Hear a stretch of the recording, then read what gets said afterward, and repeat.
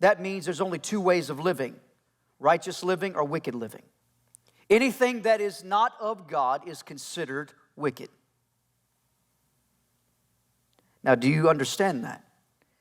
I want you to bear down. I want to bear down on that, because you need to know that if anything that is not of God, not of righteous living, God looks at it as wicked.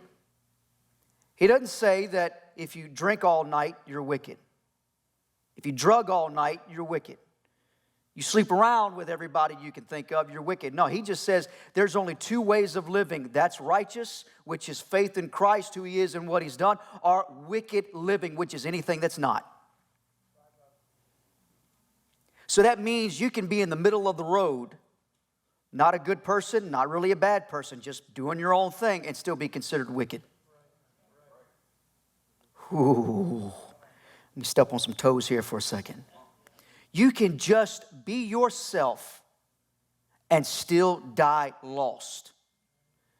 You don't have to be one of those that is in trouble with everybody and everything under the sun. You can be pretty much anonymous to yourself. Nobody even knows you're around, and still die lost. Because we have this mindset in society where as long as I do more good than bad, I'm all right. God looks at that as wicked.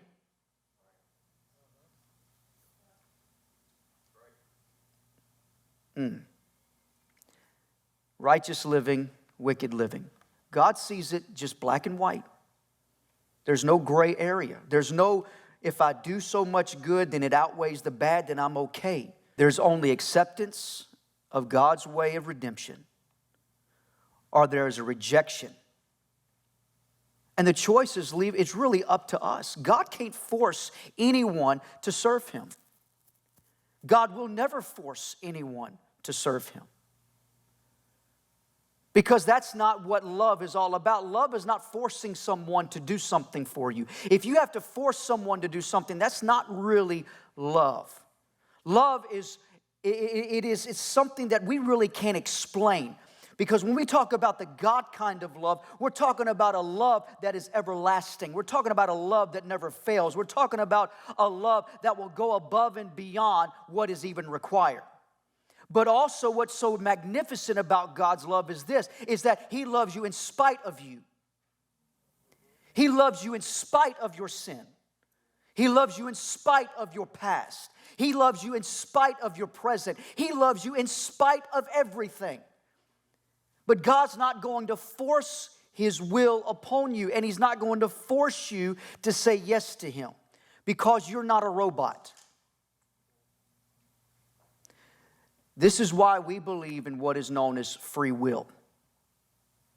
God has given us a free will to choose to love him, to choose to serve him.